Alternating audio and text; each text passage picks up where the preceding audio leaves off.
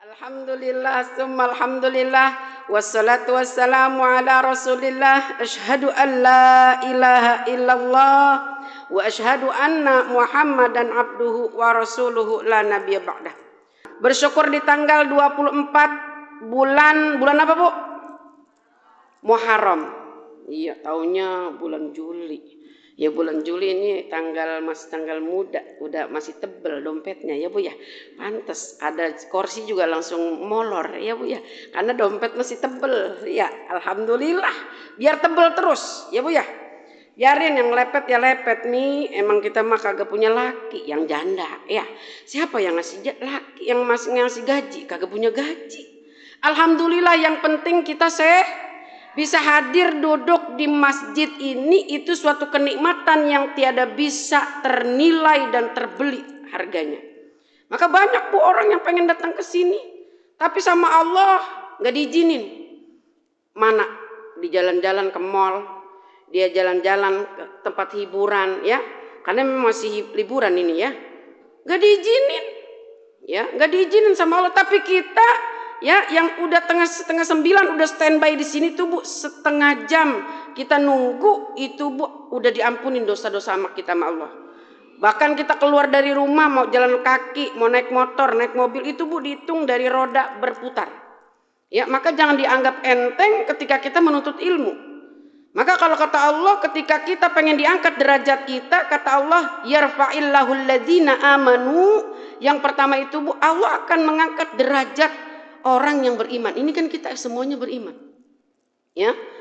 Walladzina utul ilma darajat, dan orang-orang yang berilmu diangkat beberapa derajat. Dan ini kita Bu sedang memperjuangkan ilmu. Jadi orang yang diangkat derajatnya bukan karena orang itu cantik, bukan karena orang itu kaya, tapi karena memang beriman dan juga berilmu.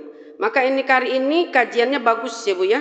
Ini kita kajiannya tentang wanita hebat karena iman. Biasa ya. Wanita hebat karena iman siapa? Di sini kita sudah cantumkan siapa? Yaitu Sayyidatuna Aisyah binti Abu Bakar. Bu, kenal sama Sayyidatuna Aisyah?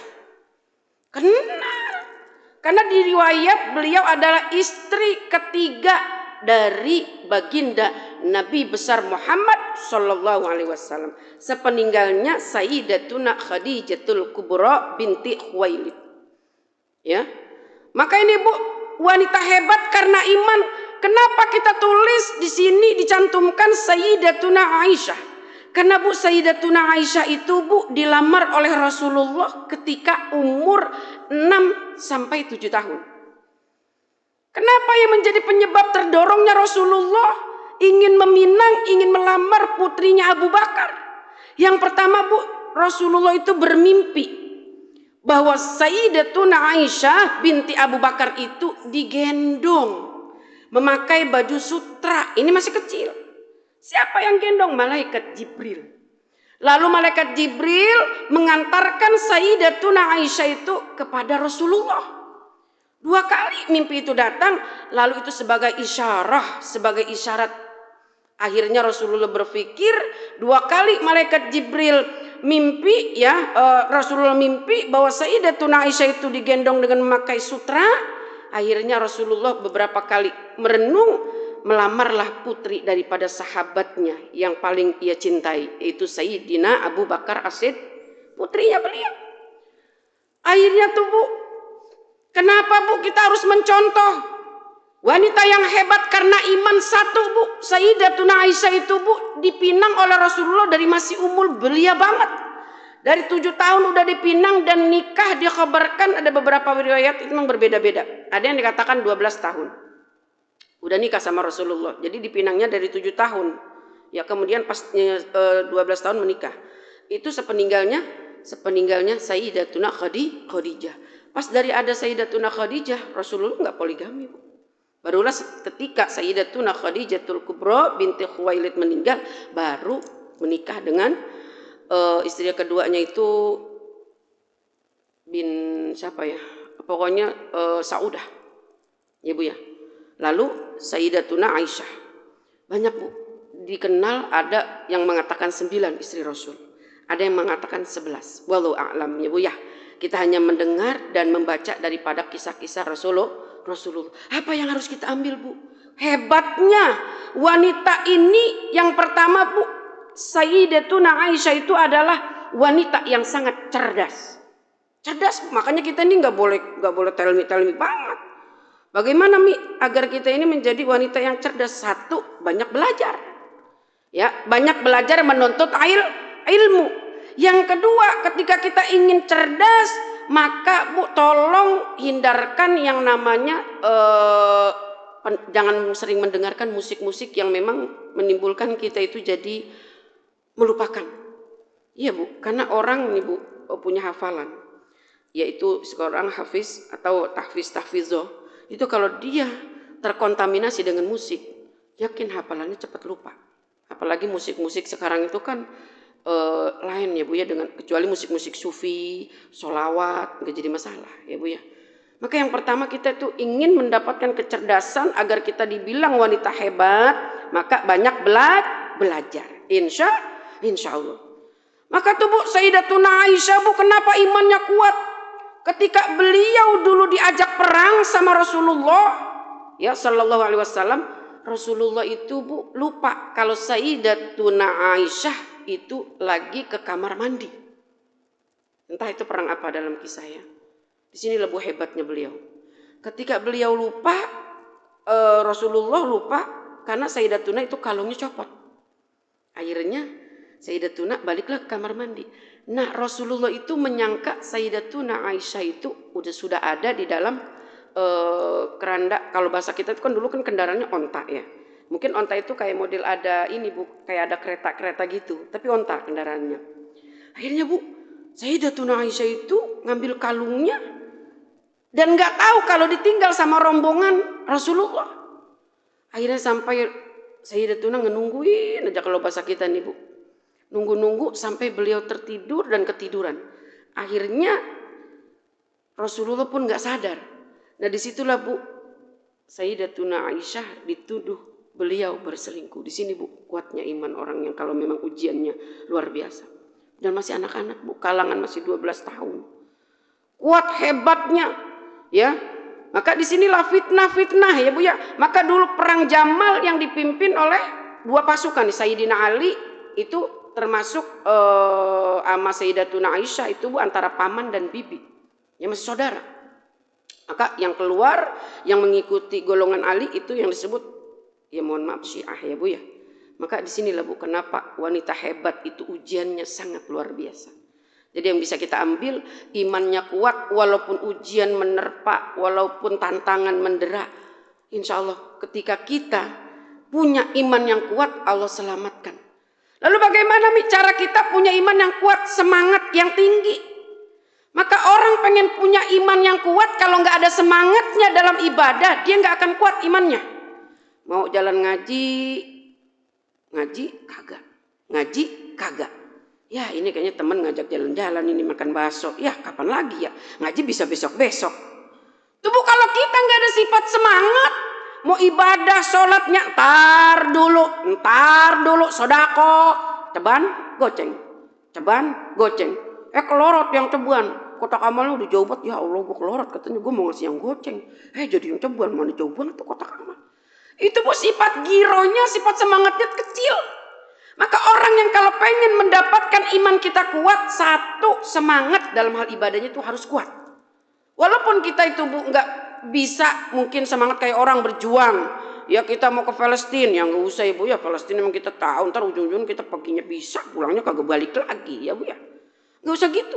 Cuman Bu, ini giroh yang semangat harus kita kembangkan, yang semangat harus kita tumbuhkan, semangat dalam hal kebaikan. Ya, kalau kata Allah dalam firman-Nya, ya, yang dikatakan, lupa tuh, Bunda Epi ingetin. Itu Bu ada yang namanya ya ayyatuhan nafsul mutmainnah. Ya, irji'i ila rabbiki radiyatan mardiyah. Ya, jadi tuh Bu, kalau kata Allah, orang yang punya nafsu yang namanya an-nafsul mutmainnah ini Bu, nafsu buat kita ngaji semangat. pokoknya kita mah kagak dibagi duit juga sama laki kita. Jalan be. Emang laki juga kagak punya duit, bagi juga percuma. Ya Bu ya? Iya. Gak dibagi duit juga jalan. Karena nafsul mutmainnahnya ini kenceng. Ya. Nafsul mutmainnah buat ibadahnya kenceng. Ya, pokoknya kalau mau sholat nih orang belum azan, ya kemudian itu di masjid belum ada kedengaran qomat juga dia udah nunggu di tempat sholatnya. Itu pokoknya nafsul mutmainnahnya kencang kuat. Maka orang yang begitu Bu, semangat dalam sholatnya, semangat dalam menuntut ilmunya, semangat dalam sodakonya, semangat dalam hal-hal meraih keibadahan dan juga keindahan ibadah, itu Bu Allah akan hadirkan kuat iman kita. Insya Allah. Maka itu Bu perjuangan Sayyidatuna Aisyah. Beliau itu Bu wanita yang dibalik wanita yang kuat, wanita yang cerdas, beliau juga paling banyak meriwayatkan hadis-hadis Rasulullah. Kalau nggak salah sebanyak 2.210 hadis. Ya, setelah Imam Bukhari. Maka kalau hadis-hadis dari beliau Bu tentang yang namanya Rasul ketika istrinya sedang haid, itu ada hadisnya sahih dari Rasulullah. Maka kita kalau lagi haid Bu, ketika suami kita mau, layanin. Yang penting jangan melewati dua jalur, antara bawah pusar dan atas dengkul. Nggak apa-apa. Ya pakai celana nggak jadi masalah, pakai sarung kalau dulu ya. Itu ada hadisnya Bu. Yang hal-hal yang urgent dibahas. Ya. Maka kita Bu kalau lagi haid itu jangan bikin ilpil suami. Ngapa? Rambut udah kayak mak lampir. Kok nggak pernah keramas? Katanya nggak boleh keramas. Kata siapa orang haid nggak boleh keramas? Orang dulu ya mungkin kalau lagi masa haidnya 1, 2, 3 dan itu masa haidnya yang mungkin lagi subur-suburnya darah keluar banyak. Memang kalau dalam medis itu bisa menyebabkan masuk angin kepala. Biasanya pusing, ya Bu ya. Tapi kalau udah 3 hari, kita nih biasanya haidnya biasanya rata-rata seminggu ya. Maka Bu jangan sering itu kita menimbulkan ilpil suami. Pulang katanya gini, katanya lagi haid. Rambutnya bau banget katanya. Nggak pernah dandan, pakai daster mulu. Itu lagi Bu ngeliat yang namanya di media sosial. Coba bini gua kayak gini. Rambutnya cakep, kalau dilihat malaki pakai bajunya bahenol demplon. Ini ya Allah pakai daster, mana daster keteknya sobek, udah gitu katanya baunya bau perengus, bau terasi, bau cabe. Kita rubah Bu, Ibu ya. Iya kalau kita pengen disayang sama suami itu ya kan udah Umi kasih tahu rahasianya 3. Puaskan perut suami, bikin masakan yang enak suami kita doyan. Puaskan mata suami, dandan yang bagus, niat buat suami dan puaskan syahwat suami. Insya Allah Bu, suami sayang sama kita. Insya Allah. Maka yang menyebabkan iman kita kuat pertama itu Bu, banyakin kita memiliki an-nafsul mutmainnah. Ya kata Allah itu, fadkhuli fi ibadi wadkhuli jannati. Jadi orang-orang yang mempunyai girau yang kuat, semangat yang kuat, nafsu ibadah yang kuat, kata Allah masuk dah ke dalam surga. Jadi apa kata Allah? Radiyatan mardiyah, cinta yang terbalaskan. Jadi Allah ridho Bu. Biarpun kita pelit nih, biarpun kita kata pelit, kata medit dah gitu, pokoknya korek butuh gasir semuanya medit. Tapi kita semangat belajarnya, Masya Allah. Insya Allah walaupun kita pelit Allah ridho. Ini makanya nih kayak begini Bu. Ini gak ada jualannya Bu. Maka minta selalu doa. Allahumma inna nas'aluka ilman nafi'a. Ya Allah ya Tuhan kami. Saya mohon kepadamu ilmu yang bermanfaat. Wa rizqan tayyibah dan rizki yang halal lagi baik. Wa amalan mutaqabbala dan amal soleh yang kau terima. Tuh. Biarin Bu kita mah baik-baik kagak, baik-baik amat ya kagak. Ya, pinter-pinter amat ya kagak. Yang penting satu an-nafsul mutmainnah ini kita bikin semangat. Ya Bu ya. Insya tuh hadirkan iman yang kuat, hadirkan iman yang menampingi kita dengan kita sering-sering semangat. Insya Allah. Lalu di sini dibahas siapa Bu? Maryam. Nah, Sayyidatuna Maryam itu adalah putri dari sahabat yang namanya Imran, masih keluarganya Nabi Allah Zakaria alaihi salam. Nah, ini Bu ujiannya Sayyidatuna Maryam bukan hanya ujian hal fisik Bu. Jadi itu yang namanya mihrab, beliau punya mihrab tempat ibadah. Maka Bu Nabi Allah Zakaria ketika datang ke mihrabnya Maryam kaget. Wahai Maryam, engkau mendapat makanan dari mana? Wahai Nabi Allah, saya mendapat makanan ini dari malaikat langsung, itu dari surga, Bu. Maka ketika terbentuknya Nabi Allah Isa alaihi salam, itu Bu, malaikat Jibril langsung berbicara di mihrabnya Siti Maryam bahwa Allah akan menghendaki anak yang bakal menjadi cikal bakal pemimpin di muka bumi ini. Akhirnya Siti Maryam itu Bu ya ketakutan. Makanya yang namanya beliau kan gak pernah disentuh oleh manusia. Ya kan kita tuh Bu, anak itu ada yang sebabnya nggak punya ayah, nggak punya ibu. Siapa? Nabi Allah Adam alaihissalam dan ibunda Siti Hawa. Itu nggak punya ayah, nggak punya ibu.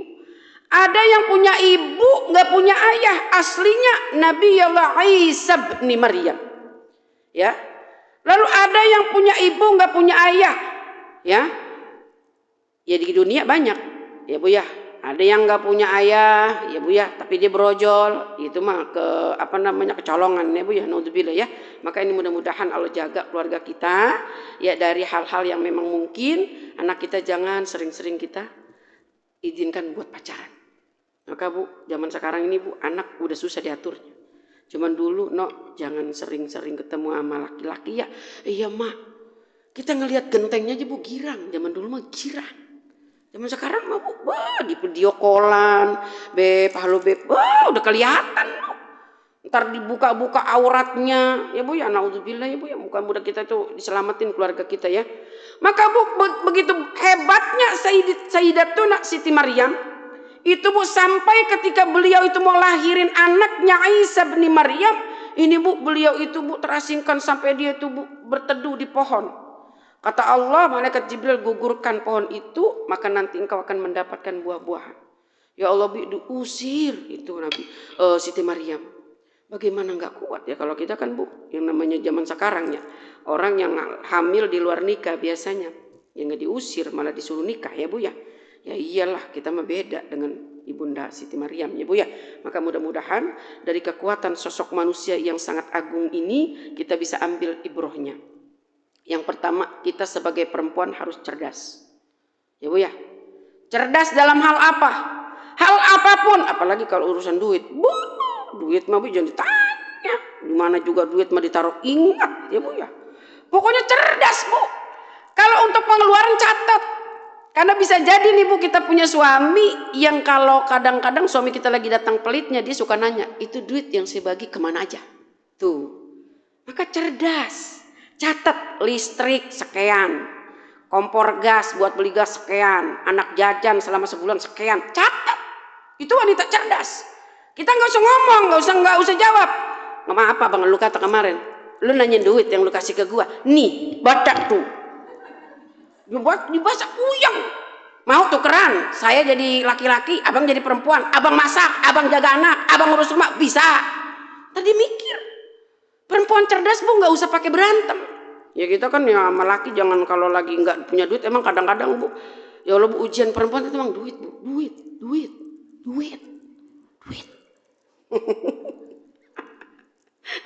Kalau bini mah Bu kalau lagi sakit, kalau dikompres sama gepokan merah. Wah, udah jangan ditanya itu. Apalagi dibawanya ke toko emas. Ya, udah baik, kagak nggak sakit. Ya pengalaman, memang yang jadi semangat itu kadang-kadang perempuan mah duit ya Bu ya. Biarpun orang cakep kayak apapun, kalau dia nggak punya duit, letoy. Iya. Biarpun dia cantik, secantik apapun, kalau kagak punya duit, tetap aja Bu, wajahnya itu nggak glowing. Ya kalau di media mah Bu, kita glowing gampang. Tinggal kita pencet aja, pengen mirip siapa, pengen mirip Rita Sugiarto, pengen mirip Meriam Belina, ya Bu ya bisa kalau di media sosial mah. Tapi kalau di sini kita kan skincare butuh duit ya Bu ya. Kata laki kalau bikin diomel, lu katanya nggak pernah dandan lagi, apa Bang? Lu ngasih gue duit berapa? Dandan modalnya mahal. Bilang aja begitu Bu, kalau laki nuntut kita ya Bu ya.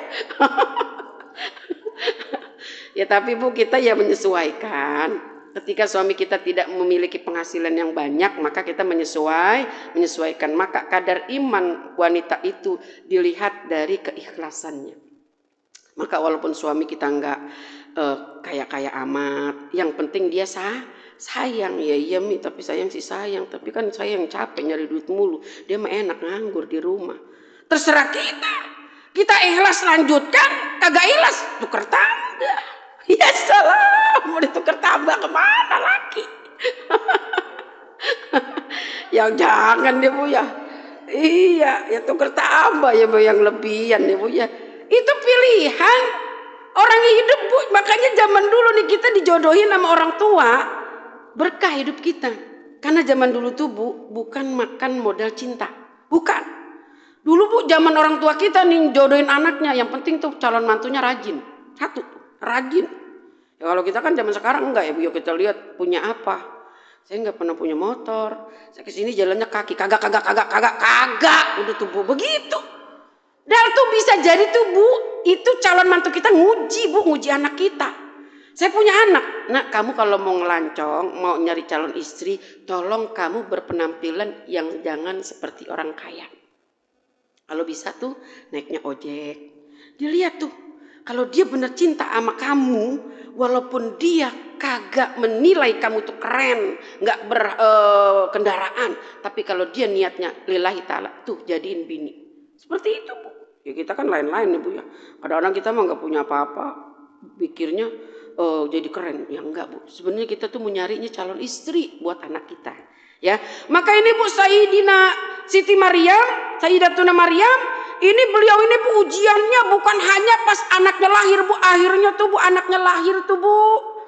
Maka bayi yang bisa berbicara pertama kali adalah Nabi Isa alaihi salam.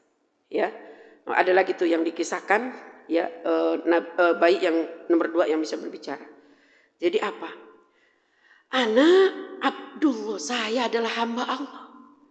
Jadi Bu, orang-orang di sekitar itu ya udah akhirnya bebaslah dari tuduhan kalau Sayyidina Siti Maryam itu melakukan perzinahan.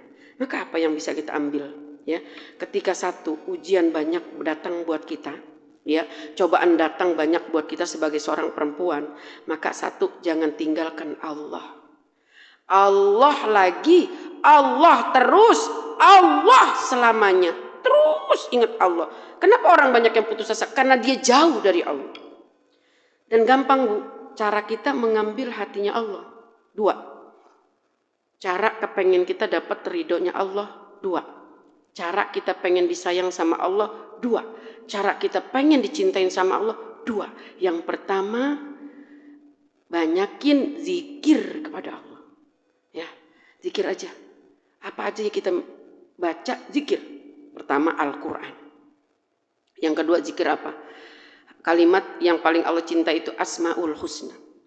Lalu apalagi Bu, zikir-zikir yang model La ilaha illallah, la ilaha illallah ya. Kayaknya pernah ijazahkan dibaca 165 kali. Selesai sholat 5 waktu ya. Itu jangan dilupakan. Karena Bu, yang orangnya sering menyebut kalimat-kalimat Allah, berzikir kepada Allah, Allah sayang. Lalu yang kedua Bu, yang menyebab Allah itu sayang sama umatnya, sama hambanya, yang kedua itu banyakin sholawat. Udah 2 doang. Allah kalau udah sayang Bu, nggak ubah kayak kita. Ini kita punya anak kesayangan. Ini kita punya karyawan kesayangan. Ini anak udah ada isyarahnya sama kita, mama.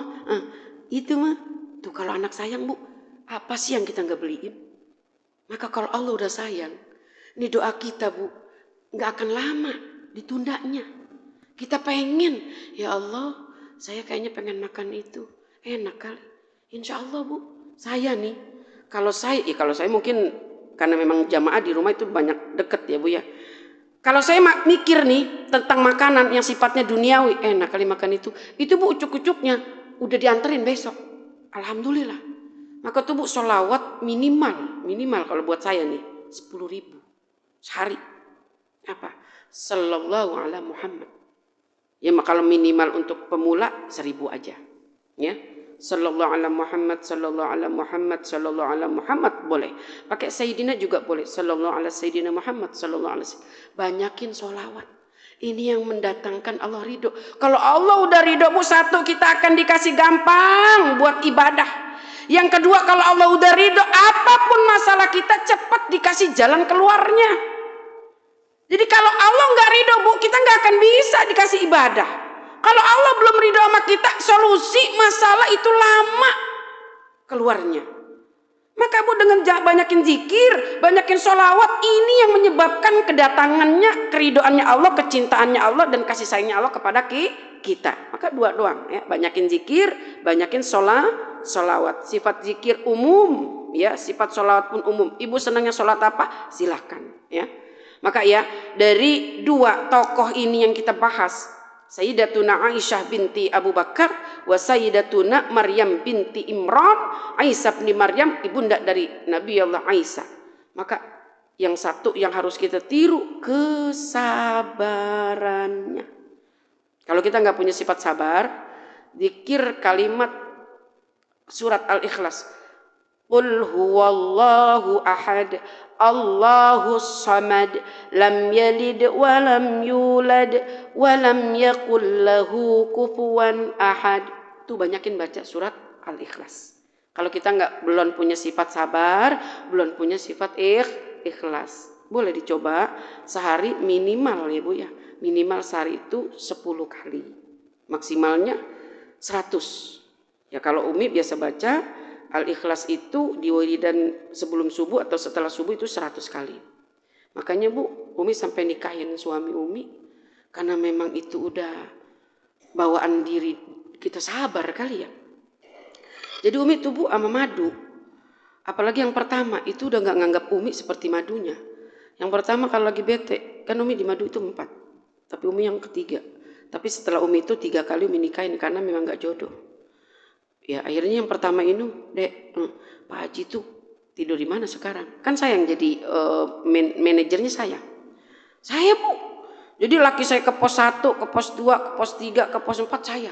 Jadi yang tua sama yang nomor 2 tuh nanyanya ke saya, Dek, Pak Haji tidur di mana sekarang? Oh no, mau pos 4. Ya udah yuk kita jalan-jalan yuk makan bakso. Iya, cuman ngizin sono sama Pak Haji, minta duit. Siapa tahu ntar kita nemu kuningan, dikasih Bu. Yang penting mah Bu, kalau kita pengen sabar, satu punya rahasianya tuh Bu, amalan yang pengen sabar, pengen ikhlas, Al-Ikhlas. Amalan itu saya mulai dari kecil saya udah baca. Maka nggak pernah marah. Dan saya ketemu madu pun, ya Allah yarham, istri yang pertama udah meninggal, istri yang kedua cerai hidup, lalu saya yang ketiga. Jadi saya jatuhnya juga yang ketua. Tapi saya nggak pernah marah ketika suami saya niat pengen nikah. Saya beliin Bu mas kawin. Sudah itu kalung 25 gram sama duit 10 juta. Tahun 2012, 2011, 2012. Cuman gak jodoh. Akhirnya bisa. Tuh kita Bu sama madu, nih kalau orang nih pengen sabar, maka wanita hebat, wanita kuat. Bentuk dia cerdas, bentuk kuat imannya, semangat dalam fastabiqul khairatnya. Yang ketiga, hadirkan sifat sabar, ikhlas. Maka mudah-mudahan ya Bu ya, dari sifat yang 3 tadi ya. Yang pertama, seorang perempuan yang pengen kuat imannya itu harus memiliki kecerdasan yang sehat. Kita bentuk dengan belajar. Yang kedua, harus memiliki sifat an-nafsul mutmainnah, giroh, semangat berjuang untuk ibadah. Lalu yang ketiga, harus memiliki sifat sabar. Maka cerdas ya Bu ya, kemudian daya juangnya, semangatnya tinggi, dan sabarnya ada. Insya Allah Allah akan jadikan kita wanita yang luar biasa. Jangan biasa di luar. Kalau biasa di luar bentar-bentar ke bakso, bentar-bentar ke mall, bentar-bentar ke pasar. Jangan ya Bu ya.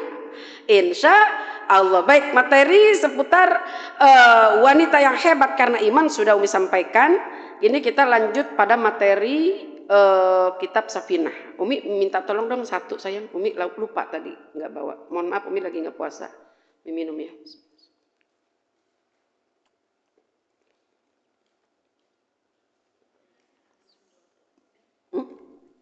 Halaman 20.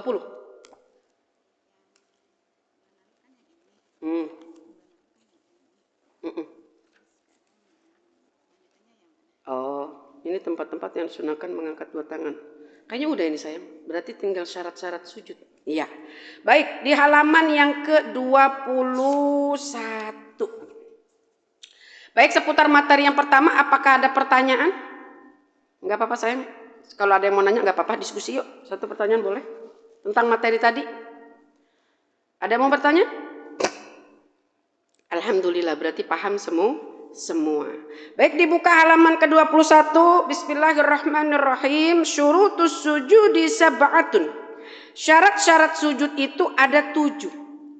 Yang pertama, an yasjuda ala sab'atin. Yang pertama itu sujudnya harus memakai anggota 7. Mana yang dikatakan anggota 7? Nah ini Bu, di bawahnya udah dijelaskan. Anggota-anggota sujud ya itu ada 7. Yang pertama dahi. Nih kalau kita mau sholat, minimal kalau mau kena kita itu nutupin dahi sampai sini alis, berarti kita angkat dulu sedikit.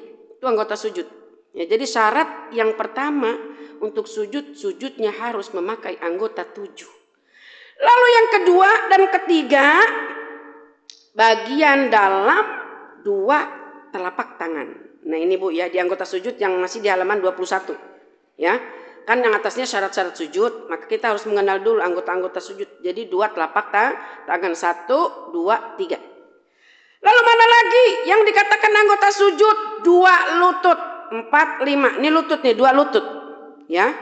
Lalu yang ke-6 dan ke-7 bagian dalam kedua kaki. Maka kalau kita sujud tidak ikut anggota sujudnya dalam kondisi kita sehat, maka sholatnya tidak sah. Terkecuali kita ada uzur sakit. Mungkin memang kita habis operasi, maka kondisi yang sujud kita nggak sempurna, tidak menyentuh di bagian bawah sujud, maka nggak apa-apa. Tapi kalau kita sempurna, sujudnya macam-macam begini. Orang sujud itu nggak boleh kita sembarangan.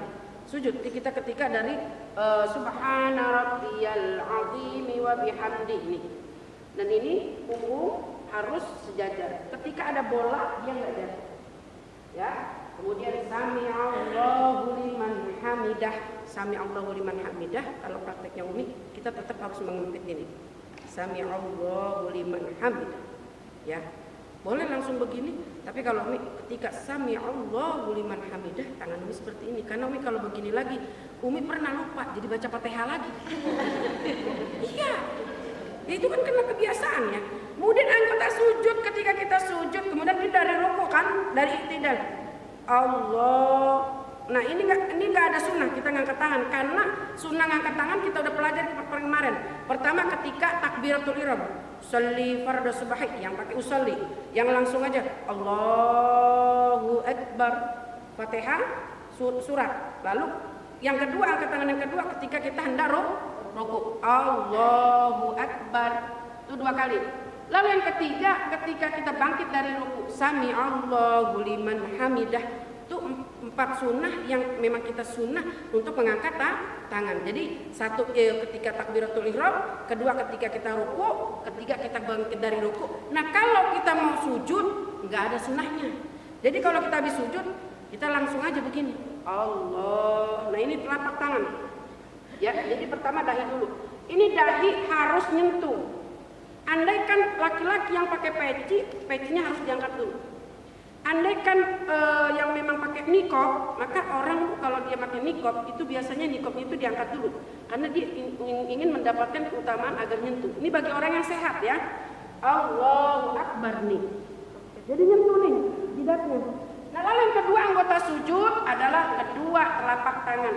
Nih telapak tangan saya ini terhalang mungkin nggak apa-apa. Ya. Nah lalu yang keempat yang kelima 2 lutut. Nah lalu yang ke-6 dan ke-7 telapak kaki bagian dalam nih ya. Jadi kita harus benar-benar paham ya ini nih. Nih saya sakit nggak bisa ya nggak apa-apa. Berarti kan itu ada udur ya. Nih saya nggak bisa begitu sempurna. Saya pokoknya kaki saya semuanya gede banget, banyak banget. Ada. Nggak apa-apa. Maka yang jelas kita harus tahu mana anggota sujud. Pertama dahi, kedua ya, ketiga 4 telapak tangan, keempat dan kelima 2 lutut, ke-6 dan ke-7 adalah bagian dalam kaki. Jadi seperti itu misalnya. Jadi kemarin kita bab yang mengangkat tangan itu ada 4 kali. Yang keempatnya ketika kita dari duduk kemudian mau berdiri. Nah itu 4 sunnah ketika kita mengangkat tangan. Maka kalau kita hendak sujud nggak usah pakai begini, nggak apa-apa. Ya, maka sunnahnya cuma di 4 tempat, paham? Biasa. Ya. Jadi itu anggota sujud. Maka syarat sujud yang pertama an yasjuda ala sab'ati. Jadi sujudnya harus memakai anggota 7. Tapi bagi yang mampu, karena orang Bu sholat itu memiliki 3 rukun.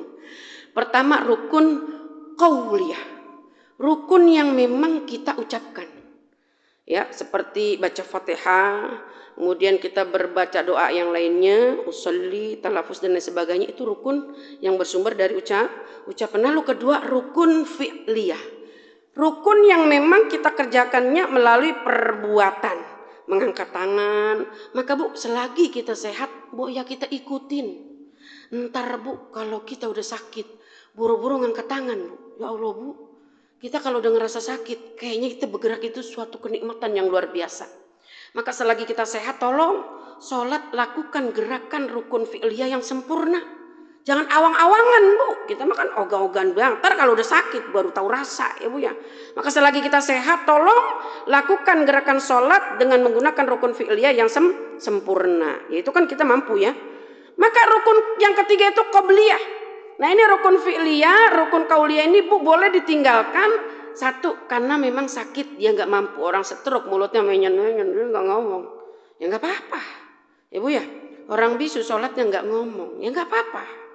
Orang memang nggak dalam kondisi ini, yang rukun qauliyah dan rukun fi'liyah boleh ditinggalkan. Tapi yang tidak boleh ditinggalkan adalah rukun qalbiyah. Rukun yang memang ada di dalam hati, ya. Itu yang pertama. Lalu yang kedua, dahinya harus terbuka, ya. Jadi itu nggak boleh tertutup. Lalu yang ketiga, memberatkan kepalanya. Ini harus benar-benar diberatin Bu. Ini jangan kita sama kolokan banget nih, mak nih. Takut takut skincare-nya ntar udah pakai ini, ntar takutnya nepak, diganggang begitu sujud. Jangan. Maksudnya diganggang itu nggak nyentuh, nggak boleh. Harus kepala diberatkan, ya Bu ya. Jadi walaupun kita habis pakai skincare kita kan agak becek gitu. Lagian beli skincare yang becek, beli dong yang mahal, yang langsung dempul kering. Iya, kita habis wudhu pakai skincare kita tuh kayaknya takutnya terneplok nih ke sejadah. Kita sujudnya dianggang begini, jangan, nggak boleh. Kagak sah itu, mendingan gak usah sujud. Emang kita sakit, ya Bu ya. Jangan juga sujud sampai diusuk begitu, jangan. Ya enggak juga ya Bu ya. Pakai ilmu ya. Maka dikatakan di sini dahinya harus terbuka, memberatkan kepalanya. Jangan kepalanya itu dia sujud kayak orang kagak mau sujud. Ini maklum takut skincare-nya ini cemong katanya ke sejadah, enggak ya Bu ya. Dan yang keempat, ketika menundukkan kepala tidak niat kepada selain sujud. Ya kita kalau niat untuk sujud Bu, niat sujud yang kita bayang itu Bu, Allah yang maha agung. Kita ini manusia rendah dibanding Allah, Allah maha tinggi. Maka buang sifat sombong. Gitu kan kalau perempuan ya Bu ya. Perempuan kadang-kadang baru cakep dikit, wah sombong banget. Padahal malah sombong tingkatnya RT. Coba tingkat RW, iya banyak yang bahenol. Lah ini kita keluar tingkat RW, banyak yang putih glowing lah. Gua tingkat rumah tangga, laki yang laki, anak 3 laki-laki, lah gua perempuan, dia sombong. Ya jangan ya Bu ya. Maka itu ketika kita sujud, niatkan kita memang sujud, jangan niat selain enggak kita sujud ya. Lalu yang kelima, sujud tidak di atas sesuatu yang bergerak, karena gerakan orang yang sujud ini nggak boleh nih. Kenapa? Ketika Rasulullah memakai sorban, nah sorban itu kan biasa dipakainya di sini, disangkelin ya. Jadi ya pokoknya beginilah di sini. Kemudian Rasulullah sujud. Nah sorbannya ini Bu mengenai anggota sujud jidat. Nah pokoknya ini ibaratnya sorban lah. Nah, ini jidat nih. Lalu Rasulullah mengambil sajadah sorbannya agar dia nggak nempel di badannya. Maka kenapa orang sholat kalau mau kena kita nutupin jidat, nggak sah sujud kita untuk sujud ya, karena ini kan syarat sujud. Ini kita Bu coba Bu lihat fenomena dulu waktu Covid, katanya alasannya kata sejadahnya bau, dia sujud begini begitu Bu. Ini makanya mungkin dia belum tahu ilmunya ya, mungkin bisa jadi kita ya Bu ya belum masuk ilmunya, nggak jadi masalah. Innallaha ghafurur rahim. Maka Rasulullah ketika sorbannya jatuh dan menghalangi dahinya, maka Rasulullah langsung membuka sorbannya sehingga tidak nempel lagi. Kalau sejadah ya nggak apa-apa. Yang penting jangan sesuatu yang bergerak yang kita pakai. Maka ketika kita sujud, nih anggota sujud dahi, andaikan dia yang nutupin, maka kita tarik aja begini, ya. Kita tarik sehingga dahi kita tidak tidak menutupi daripada pakaian mukena kita, ya Bu ya. Maka ini wajib harus kita ajarin juga ke anak. Ya kadang-kadang emang begitu Bu, banyak kan orang sujud di atas mukenanya, ya. Maka ini syarat sujud nggak sah kalau seperti itu ya. Tapi kalau bagi orang yang memang awam, ya mereka nggak paham dan belum mendapatkan ilmunya, maka itu insya Allah Allah Maha Pengampun lagi Maha Penyayang ya. Itu yang kelima. Jadi sujud tidak di atas sesuatu yang bergerak ya, karena gerakan orang yang sujud. Ibu ya paham? Iya. Lalu yang keenam, mengangkat beberapa anggota yang rendah lebih tinggi daripada anggota-anggota yang lain. Ya iyalah, pastinya yang lebih tinggi apa tuh? Pantat. Iyalah. Kenapa kita itu sujud harus yang rendah itu harus kita diangkat? Ya, kan kalau pantat tuh kalau kita berdiri dia rendah. Ya, memang kayak gitu kondisi sujudnya Ibu ya. Maka jangan kita mensejajarkan. Artinya mensejajarkan begini Bu, orang ada yang sujud begini. Saya kurang sadar. Sujud kayak kucing dia itu tidur gini loh. Gini nih sujudnya. Ini kurang tepat. Iya.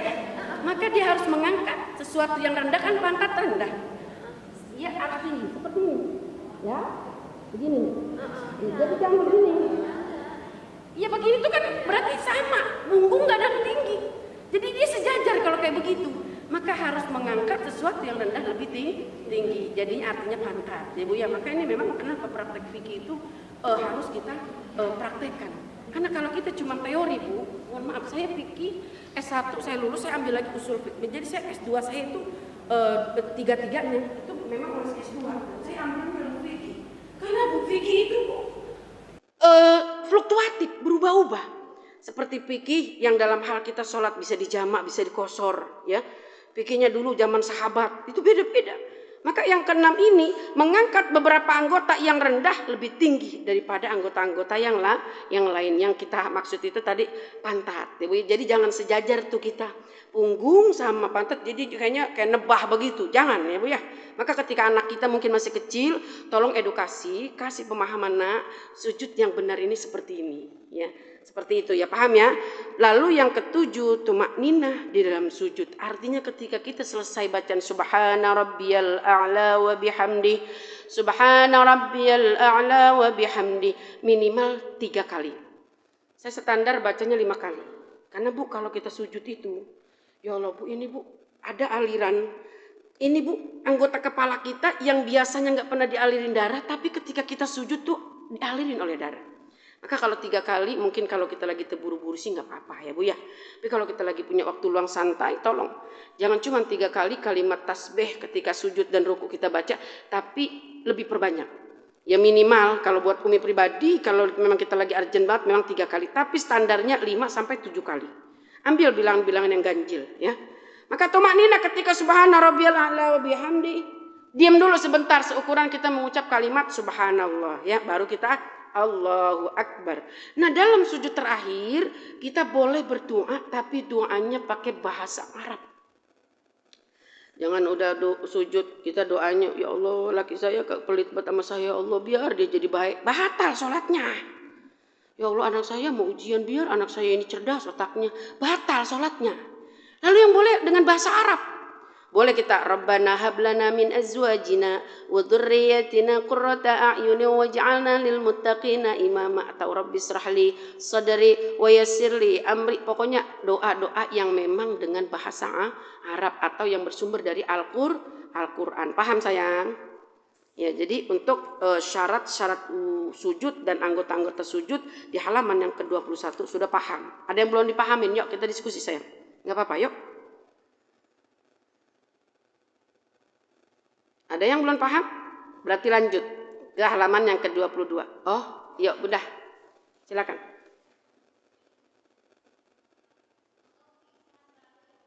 Amin, Bunda juga sehat-sehat.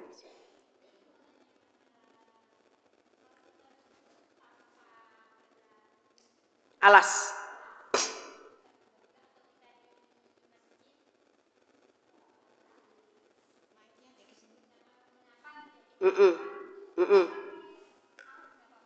Gak apa-apa, yang penting kita yakin itu tempat sujud kita bersih. Karena Bu syarat sahnya ya, Kita sholat itu kan satu, masuk waktu. Kedua, menutup aurat. Yang ketiga, suci dari tempatnya dan pakaian kita. Nah kalau kita yakin itu takutnya ada, mohon maaf, ini bayi yang mungkin gak pakai pampers. Kalau ada kencing, ya kita harus yakin. Oh ini kayaknya bau pesing. Harus kita batalin dulu. Karena kondisinya itu tidak memenuhi dari syarat sahnya sholat. Ya, jadi kalau memang kita yakin tempatnya bersih tanpa alas sajadah atau mungkin yang lain sebagainya, nggak apa-apa sayang, boleh. Ya. Karena memang yang namanya sajadah itu kan atribut untuk sholat, perlengkapan. Andai kan nggak pakai sajadah, ya, tapi kita yakin nih tempatnya bersih, boleh, nggak apa-apa sayang, ya. Jadi nggak apa-apa, andai kan nggak pakai sajadah, tapi yakinkan, ya. Kenapa kita itu disunahkan memang atribut sholat itu harus lengkap dan harus sopan? Karena kalau sajadah itu kan kita yakin, andai kan ini mungkin tanah kotor, kan ada sajadah yang numpuk. Jadi sajadah kita bersih, andai kan itu masih ada kotor tanah, maka boleh. Karena kita yakin ada sejadah yang lebih bersih. Ya, jadi seperti itu. Ya maka ini Bu, ya dalam hal sholat, ketika ada bayi atau mungkin usia balita yang memang 5 tahun dan dia masih pakai pampers. Kalau dia itu Bu naik ke punggung kita. Ya kalau zaman Rasulullah dulu memang Sayyidina Ali dan Sayyidina Husain dan Hasan itu memang sering, tapi kan nggak ada pampers zaman Rasulullah ya. Otomatis itu cucunya mesti bersih. Ya. Dan tolong, ini kebiasaan kita Bu. Ketika kita sujud, cucu kita nangkring di sini. Itu cucu kita pakai pampers. Kita berarti sholat membawa najis. Hati-hati.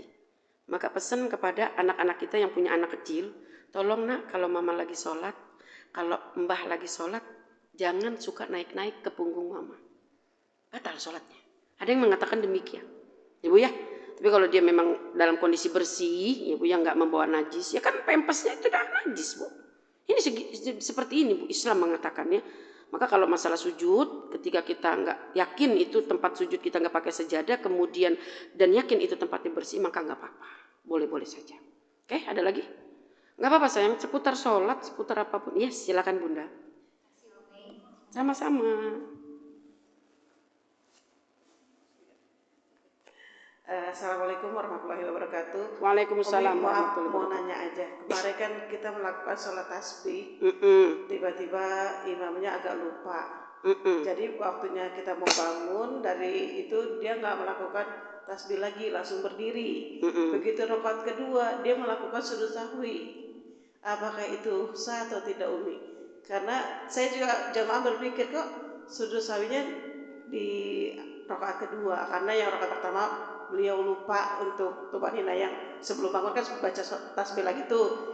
Itu dia lupa langsung bangun berdiri, tapi begitu rakaat kedua dia melakukan sujud sahwi seperti itu. Rakaat kedua itu jatuhnya siang, sholatnya siang apa malam? Pada asar.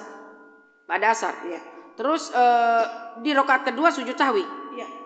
Ya kalau setahu paham Umi, kalau kita sudah mempelajari kitab ini, sujud sahwi itu adanya di bagian rakaat terakhir. Mungkin si imam itu lupa kali, dia bukan menganggap itu sujud sahwi, mungkin sujud yang selanjutnya. Karena memang kalau untuk sholat sunat tasbih, pilih imam yang memang masih fresh ingatannya. Jangan yang udah pikun nih, giginya udah metik dibuat imam. A'udzu billahi minasyaitonir rajim. Ada juga tuh Bu aki-aki yang resek emang tuh Bu, kagak mau disuruh nggak jadi imam, pokoknya jadi imam kokoh. Ya mending dia udah fresh, otaknya juga udah romana, giginya udah metik, apa-apa udah kagak jelas tuh Bu ya. Ya makanya untuk imam kondisinya untuk sholat sunat tasbih tolong perhatikan ketika imam itu udah agak lola, jangan. Karena sholat tasbih itu Bu sebanyak 300 tasbih kita baca. Nah ketika kita meyakinin imam itu karena lupa dan dia juga nggak tahu tentang praktek untuk sujud sahwi, ya udah Allah yang akan mengampuni dosa kita. Karena kan yang menanggung jawab imam. Maka hati-hati juga Bu jadi imam. Imamnya juga kagak ngerti ya Bu ya. Kalau imamnya kagak ngerti, ya berapa orang nanggung dosa jamaah itu. Ya tapi kalau jamaah yang paham, ya cukup kita ingatkan subhanallah. Gitu aja. Imamnya dengar, gue salah ini, mikir. Salah, akhirnya dia sujud banyak banget ya. Makanya kalau dalam sujud sahwi, yang boleh sujud sahwi di rakaat yang terakhir, bukan di rakaat yang kedua. Dan gak ada anjuran sujud sahwi di rakaat kedua. Ya lagi-lagi mungkin imamnya itu lupa sayang. Ya udah, innallaha ghafurur rahim, Allah akan mengampuni segala sesuatu yang memang sifatnya lupa. Ya Bu ya, bahkan makan juga kalau lagi puasa kita 2 piring kagak apa-apa. Ya Bu ya, nggak apa-apa ya. Maka cukup kita ingatkan dengan kita mendoakan, ya Allah mudah-mudahan saya dibimbing oleh imam yang memang satu, imamnya paham tentang ilmu. Maka juga Bu, syarat menjadi imam itu kita nggak boleh sembarangan. Maka Umi kadang-kadang kalau mengikuti nih itibanya orang yang di kampung-kampung yang kita nggak tahu, ada orang yang mengimam sama Umi nggak mau, mendingan Umi munfarid. Kadang-kadang kan beda ya Bu ya. Makanya kalau kita jadi imam tuh agak berat karena sesuatu yang memang makmum lakukan, kesalahan yang makmum lakukan itu kita yang tanggung. Maka jangan merasa bangga juga jadi imam Bu ya. Apalagi kalau makmumnya kadang-kadang ya mohon maaf, notaben orang-orang yang masih kagak paham. Jadi mungkin ketika kesalahan itu ya memang nggak disengaja. Yang kedua, kesalahan itu dia nggak tahu ilmunya. Udah insya Allah Allah maha mengampuni dan memaafkan. Ya, maka yang dikatakan sujud sawi adanya di rakaat yang terakhir. Satu lagi boleh nih? Boleh. Mohon maaf ya. Saya kan kadang kita ngaji habis zuhur atau pada asar. Jadi sambil nunggu azan, saya pernah melakukan sholat qobliyah asar. Begitu selesai baru azan, apakah itu sah atau tidak Mi? Untuk sholat sunat qobliyah tunggu azan dulu. Tapi kalau memang adzannya belakangan dan kita yakin ini udah masuk waktunya, mungkin muazinnya lagi cuci kaki atau lagi BAB, tapi udah masuk waktu, nggak apa-apa. Tapi kalau belum masuk waktu dan adzan belum berkumandang, kita udah sholat sunat qobliyah, maka kurang afdol. Ya, jadi tunggu dulu masuk waktu. Andaikan memang nggak azan karena mungkin satu mati lampu, nggak jadi masalah. Yang kedua itu muazinnya mungkin ada udzur. Jadi udah masuk waktu dia belum juga azan, nggak apa-apa kita sholat sunnah qobliyah. Tapi kalau kondisinya satu belum masuk waktu, kita jangan dulu sholat sunnah qobliyah. Karena sholat sunnah qobliyah adalah sholat sunnah yang mengiringi sholat fardu dan diutamakan antara azan dan iqomat. Itu sholat sunnah qobliyah atau ba'diyah panduannya ya sayangnya. Boleh? Apa paham? Ada lagi? Iya, silakan. Bunda. Ini dulu. Iya nggak apa-apa, ini depan dulu. Kemarin kan saya melihat ada yang sholat di samping saya, dia menggunakan masker Umi. Tapi dia pas saya lihat kok nggak dibuka-buka pas sujud, masih aja pakai masker. Tapi mungkin maskernya kan menutupi hidung. Masa masker menutupin jidat? Enggak, anggota sujud dahi, kedua telapak tangan. Enggak, hanya sunnah saja. Enggak. Iya, jadi ketika kita dalam kondisi sakit, apalagi ada udzur takut dia menularkan orang, maka sholat yang memang memakai nikopnya cuma menutupin hidung. Sholat yang memakai masker, maskernya menutupin hidung. Apalagi Bu, sholatnya di kalangan banyak orang laki banyak. Boleh dia memakai masker, tapi hukumnya makruh. Bukan boleh, tapi makruh. Tapi sah sholatnya. Karena yang penting yang dia harus buka adalah anggota sujud dan itu dahi. Ketiga, keempat, lalu lutut, kelima, keenam, dan 7 kaki, telapak kaki. Itu. Kalau untuk hidung enggak lah ya, kalau hidungnya pesek masih mau di... Ya kan enggak, kalau hidung mancung Bu, sujud, hidungnya nyampe. Lah kalau hidung pesek masa dia mau begitu? Jadi nanti enggak sempurna gerakan sujudnya. Kalau hidung mancung mah Bu, dia udah nyentuh jidat, hidungnya emang karena mancung lah. Kalau hidung pesek dempes, jadi begini.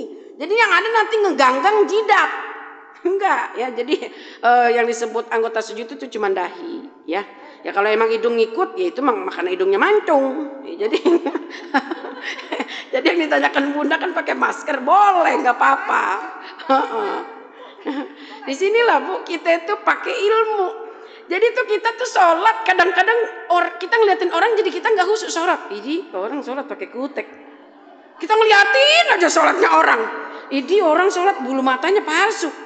Emang kita kepo kalau katanya Umi mah. Sotoy, jangan sotoy makanya. Bisa jadi ketika dia selesai wudhu dia baru pakai kutek. Habis wudhu dandan. Dan kita mah dandan kondangan doang pakai kebaya pakai di rumah apa. Terus kalau saat tawaf nih? Saat tawaf, ya tawaf itu pun kalau memang dalam kondisi dia itu sedang penyakitan, takut menularkan orang itu kalau diuzur boleh, tapi makruh hukumnya. Tetap dibuka kan? Harus dibuka, iya kalau itu makruh. Ya kalaupun sholat juga makruh, karena memang lebih keutamaan itu anggota sujud jidat dan mungkin anggota wajah. Tapi untuk hidung itu bukan menjadi syarat sujud, ya Bu ya. Hati-hati, hidungnya pesek jadi ngeganggang ini kan. Susah lah Bu kalau kita praktekin. Baik, paham ya. Jadi kita saling memang memahami ketika kita dihadapkan nih sholatnya kok begitu. Tapi kalau udah tahu ilmunya, oh mungkin dia lagi sakit, nggak apa-apa, hukumnya makruh, boleh-boleh aja, tetap sah. Ya, baik Bunda, silakan. Iya, assalamualaikum. Waalaikumsalam warahmatullahi wabarakatuh. Pas sholat itu saya pernah lihat juga pas tahiyatul terakhir tangannya kan tahiyat akhir ya. Saya lihat dia tangannya goyang-goyang gerak-gerak gitu terus. Yang telunjuk. Iya, telunjuk. Itu apa? Menurut Umi gimana Umi? Iya. Ya, kalau kita kan diam ya Umi ya. Iya. Goyang terus gitu. Hukumnya gimana tuh? Nah itu Bu, kita ini makanya harus cari ilmu. Kenapa? Ilmu itu sangat luas. Ketika kita berbarengan dengan sholat orang yang memang notabene mungkin gak semanhat dengan kita, ya tapi tetap Islam. Ya tapinya kan namanya kan orang tuh beda ya Bu. Ada 3 gerakan telunjuk. Ketika si telunjuk ini bergoyang-goyang, begini ya. Memang itu ada yang mengajarkan seperti itu. Lalu ketika dia bergeraknya sebanyak 4 kali, asyhadu an la ilaha illallah wa asyhadu anna muhammadar rasulullah. Allahumma salli ala sayyidina Muhammad wa ala ali sayyidina Muhammad. Ada yang 4 kali ketika kalimat Allah dia gitu. Ini kita ngomongin masalah gerakan telunjuk yang memang bergerak. Nah kalau manhaj Imam Syafi'i, asyhadu an la ilaha illallah wa asyhadu anna muhammadar rasulullah. Allahumma salli ala sayyidina Muhammad. Terus Bu kita menunjuk sampai fil alamina innaka hamidum majid. Baru kita tuh tutup. Dan nunjuknya pun jangan nunjuknya jocrong begini Bu. Harus praktek. Oh iya, iya nih kita nunjuk nih kalau kita nunjuk Bu, ini kita sholat tangan bener-bener harus lurus. Ini bagi yang mampu ya, lagi-lagi bagi yang nggak mampu nggak apa-apa. Ini kita nunjuk berarti duduknya tawarruk. Ini seperti ini Bu posisi. Nah andai kan tangan-tanganan itu kita boleh begini, tapi jangan diangkat dulu begini, boleh seperti membentuk cincin seperti ini. Ya, jadi kita dari mulai sujud, kemudian kita duduk tahiyat akhir. Jadi at-tahiyatul mubarakatuh shalawatut thayyibatu ila akhiri. Baru di kalimat asyhadu an la ilaha illallah. Nunjuknya kayak gini. Jangan asyhadu an la ilaha illallah.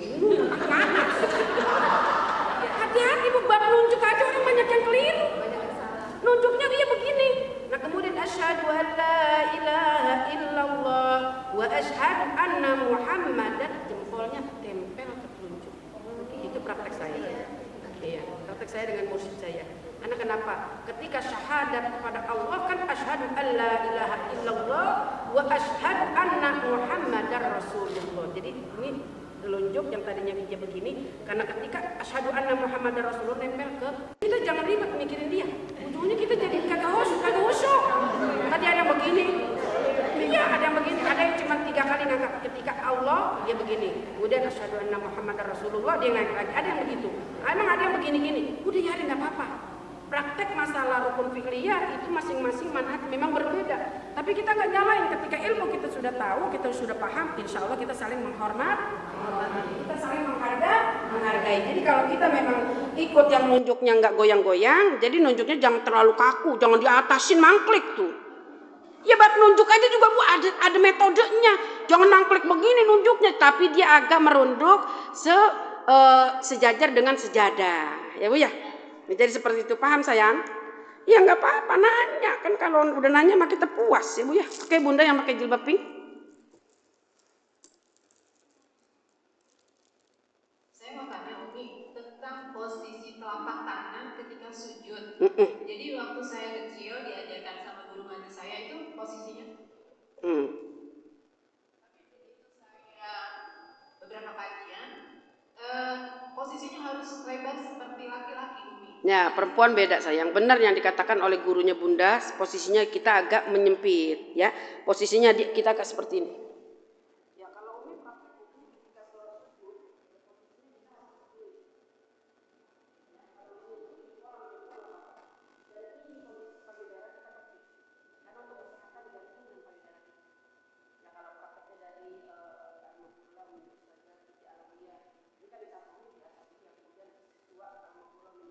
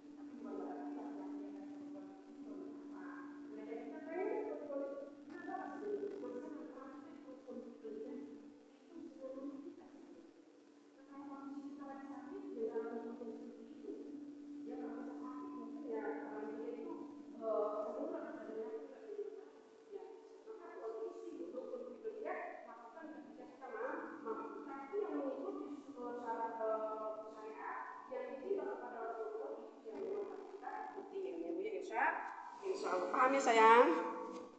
Ada lagi? Makasih Umi. Sama-sama.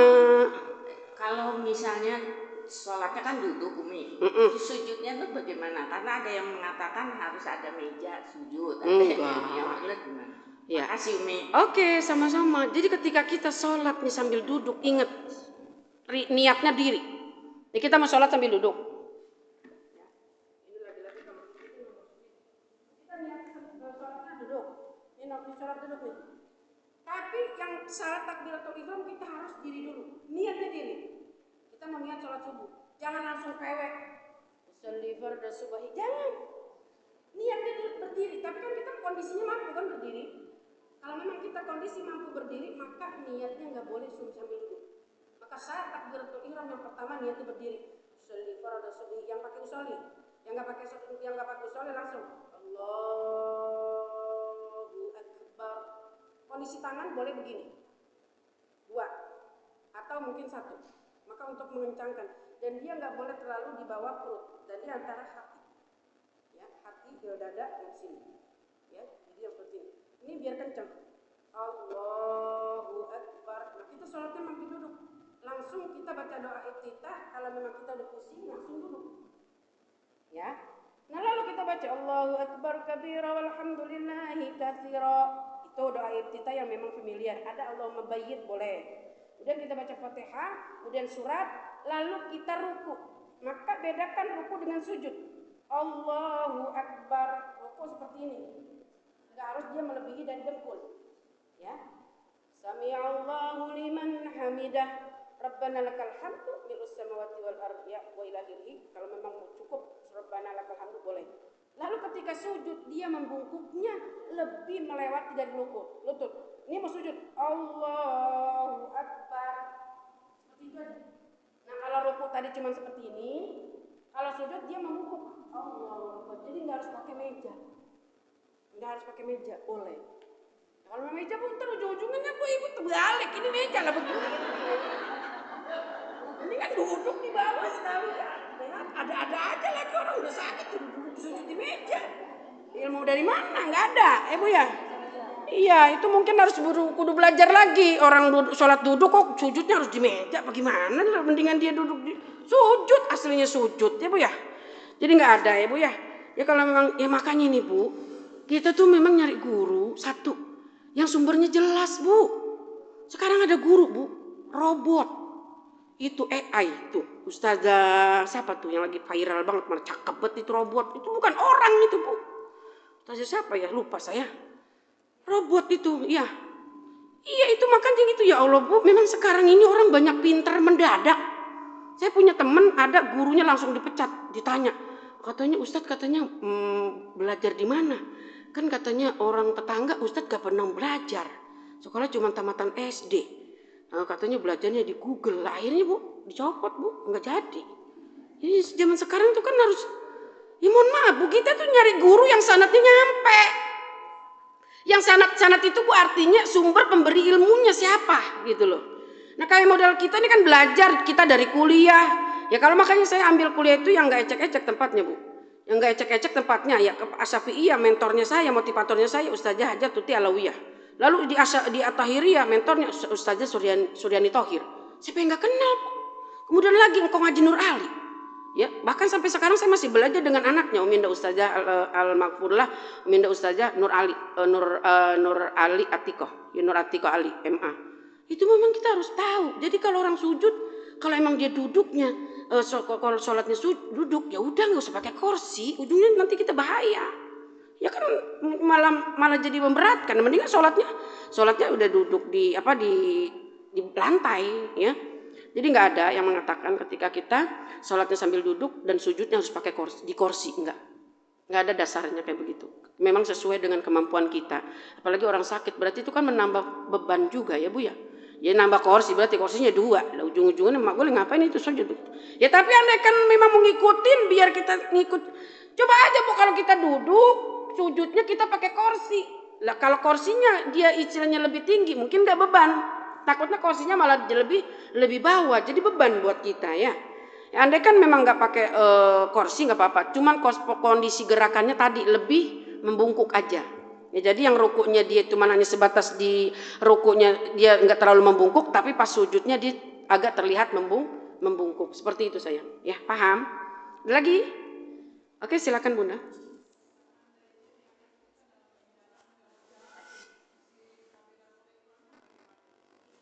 Andaikan kita sholat dalam kendaraan. Iya, seandainya dalam kendaraan. Iya, ya udah sama seperti kondisi kita sholatnya duduk. Ketika ruku ya kita seperti ini. Ketika sujud ya kita lebih membungkuk. Sama. Iya. Maksudnya berdiri. Enggak usah. Kalau untuk di kendaraan kan kondisinya tidak memungkinkan.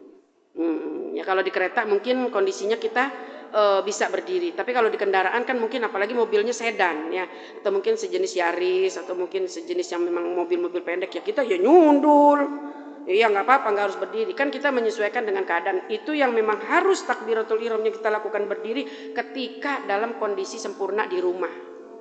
Iya, kalau di kendaraan, ya dalam kondisi kendaraan kita menyesuaikan aja sayang. Jadi insya Allah sah. Kan saya kalau pulang kampung suka naik kereta. Ya kalau di kereta kita bisa berdiri. Tapi sekarang alhamdulillah di kereta juga udah fasilitas. Iya, ada. Iya, kalau di kereta mampu berdiri, takbiratul ihramnya berdiri, baru nanti kita duduk. Seperti itu saya. Oke, sama-sama. Ada lagi? Oke, udah?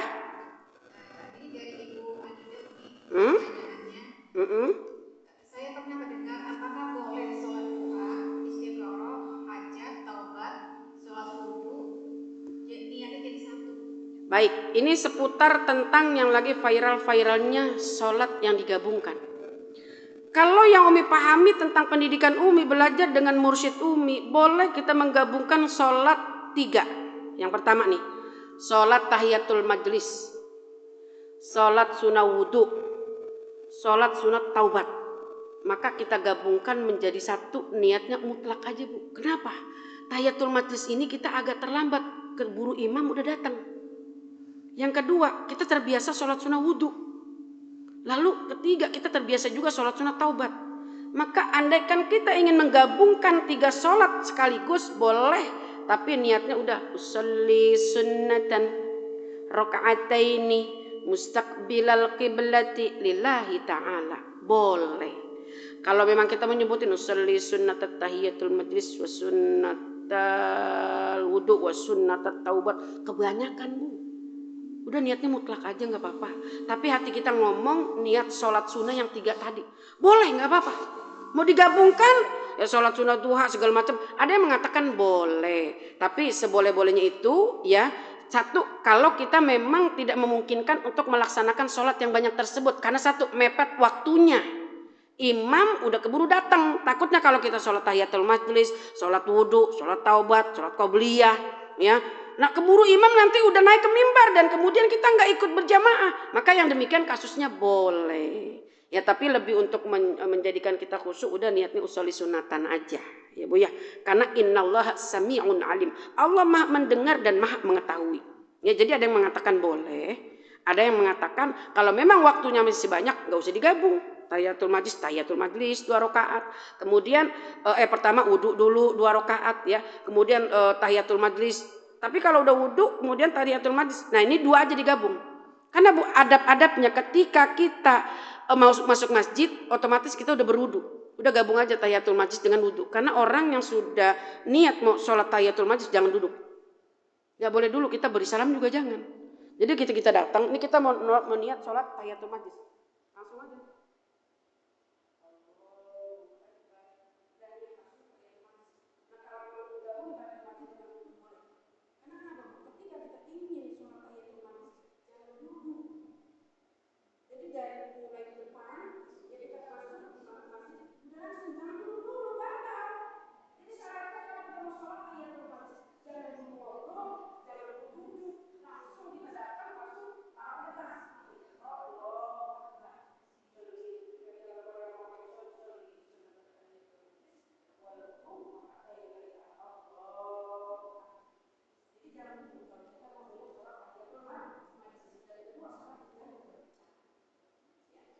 Nanti ketika kita udah sholat tahiyatul majlis baru kita salam gitu ya.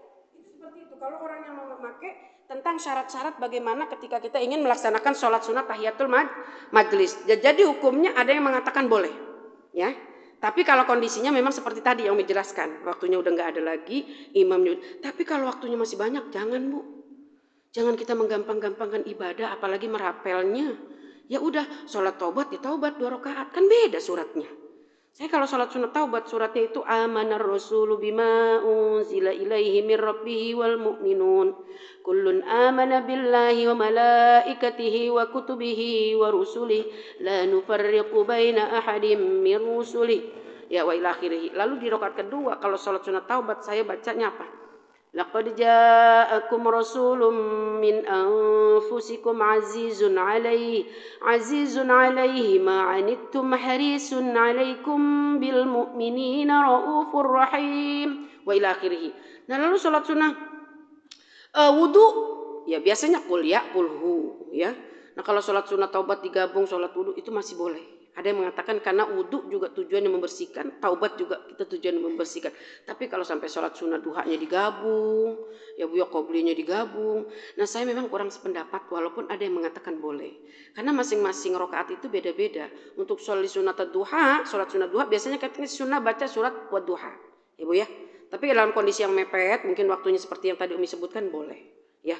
Tapi kalau memang masih banyak, jangan yang digabung. Maka lakukan masing-masing sesuai dengan niat sholatnya ya. Wallahu a'lam bishawab. Oke, satu lagi.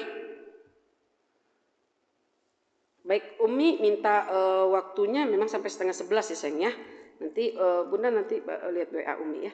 Baik, ya tadi kita awali dengan doa, maka kita akhiri juga dengan doa. Ya kalau ada yang mau pertanyaan seputar tentang apapun ya Bu ya, jangan sungkan-sungkan lihat WA Umi ya, minta ke Bunda Evi ya.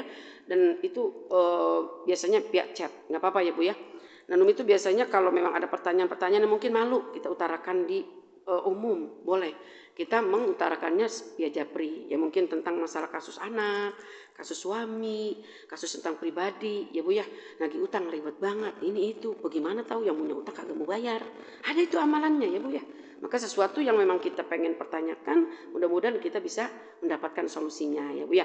Baik, 10:30 Umi udah janji kan Umi mau ada kajian lagi taklim di daerah Jati Bening ya. Mudah-mudahan Allah ridho dengan ilmu kita yang sedikit, mudah-mudahan Allah jadikan ilmu kita manfaat dan bisa menjadikan ibadah kita lebih berkualitas lagi. Amin ya rabbal alamin. Dan kita hadiahkan doa ini pertama untuk diri kita, kedua untuk kedua orang tua kita, untuk suami kita, untuk anak cucu menantu kita semuanya yang masih ada. Mudah-mudahan senantiasa Allah ampunkan dosa-dosa kita, Allah terima amal soleh kita, Allah panjangkan umur kita, Allah angkat penyakit jasmani dan rohani kita buat sehat kuat ibadah.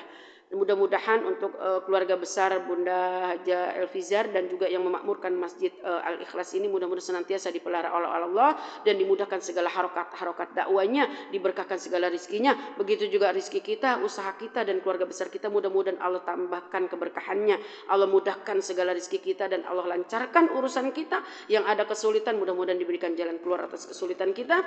Buat anak cucu menantu kita yang sedang belajar menuntut ilmu dimanapun saja mereka berada, ya Allah jadikan mereka anak yang soleh-soleha, mudahkan kami dalam memberikan pendidikan untuk anak-anak kami dan mudah-mudahan Engkau berikan cita-citanya tercapai sampai nanti di perguruan tinggi dengan kami mendapatkan rizki yang barokah, lancar buat ibadah. Yang ada penyakit ya Allah angkat penyakit jasmani rohani kami, yang ada hajat kami ingin menikahkan anak-anak kami, ingin mendapatkan jodoh buat anak-anak kami, ingin mendapat keturunan, ingin mempunyai rumah, mempunyai kendaraan dan ingin melunaskan hutang-hutang kami dan apapun yang menjadi problematika kehidupan kami mudah-mudahan Kau berikan jalan keluarnya dan apa yang menjadi hajat kami mudah-mudahan diperkenankan.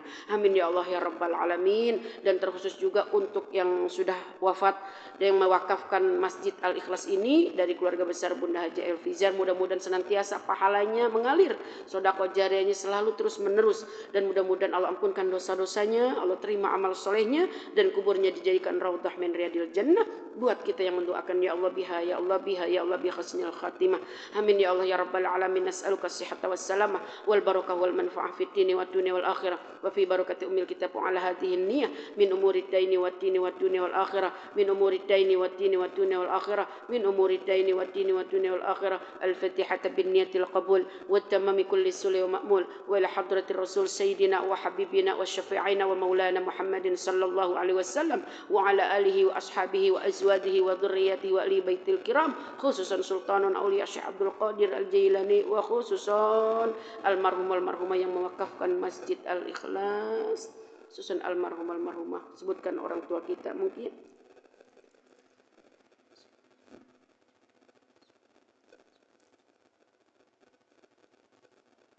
ثم إلى أرواح آبائنا وأمهاتنا وأجدادنا وجداتنا ومشايخنا وقربتنا ولأستاذنا ولأستاذاتنا ولمن أسينا إلينا ولجميع أهل القبور من المسلمين والمسلمات والمؤمنين والمؤمنات الأحياء منهم والأموات بأن الله تعالى يغفر لهم ويرحمهم ويعفو عنهم ويرضى عنهم ويعلي درجتهم في الجنة. وإلى حضرة النبي المصطفى رسول الله صلى الله عليه وسلم شيء لله لنا ولهم الفاتحة. أعوذ بالله من الشيطان الرجيم. بسم الله الرحمن الرحيم. الحمد لله رب العالمين الرحمن الرحيم مالك يوم الدين. إياك نعبد وإياك نستعين اهدنا الصراط المستقيم صراط الذين أنعمت عليهم غير المغضوب عليهم ولا الضالين آمين. رب اغفر لنا ولوالدينا وارحمهما كما ربيانا صغارا واعف عنا يا الله واعف عنا يا رحمن واعف عنا يا رحيم.